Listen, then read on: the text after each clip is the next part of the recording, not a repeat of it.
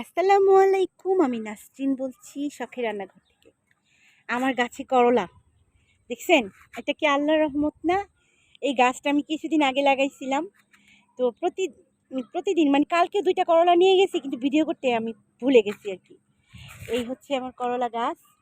করলা গাছের ফাঁকে আবার এই যে আমার লেবু গাছ, সেই যে ফুল দেখিয়েছিলাম, এই ফুলের এই যে লেবু হয়েছে, অনেক লেবু হয়েছে কিন্তু মাশাআল্লাহ।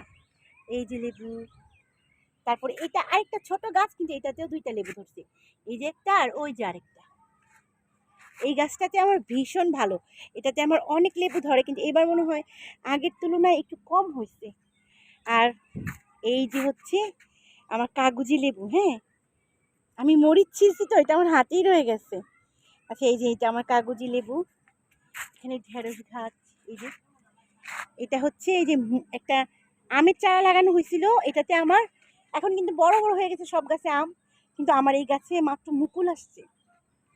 আর এই যে আমার মরিচ, এটা অনেক ফুল আসছে, মরিচ আসবে ইনশাল্লাহ।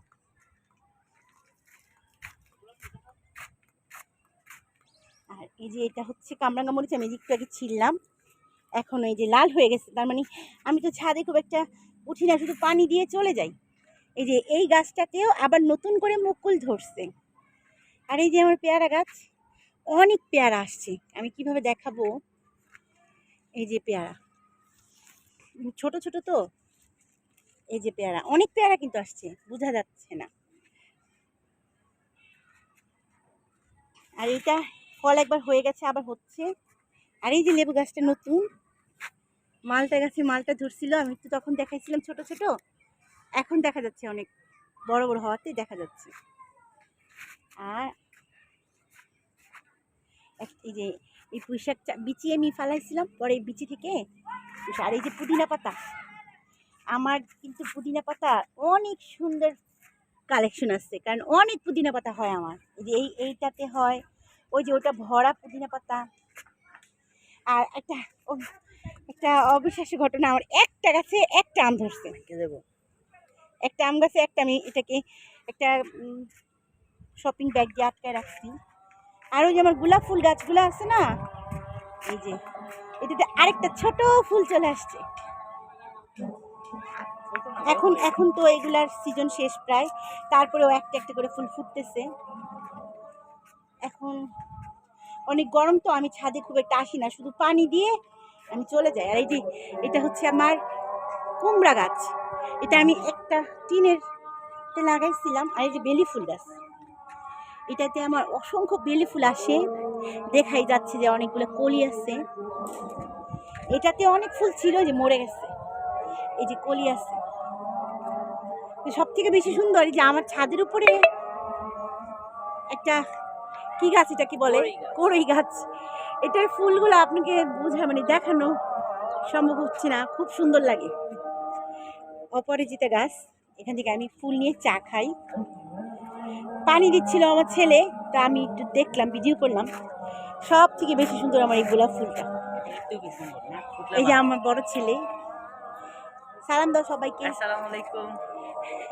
মানে গরমে আমার ছেলে চশমা মাথায় নিয়ে রাখছে।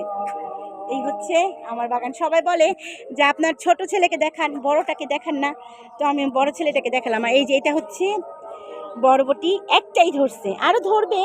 এই যে ফুল আছে, আরো ধরবে।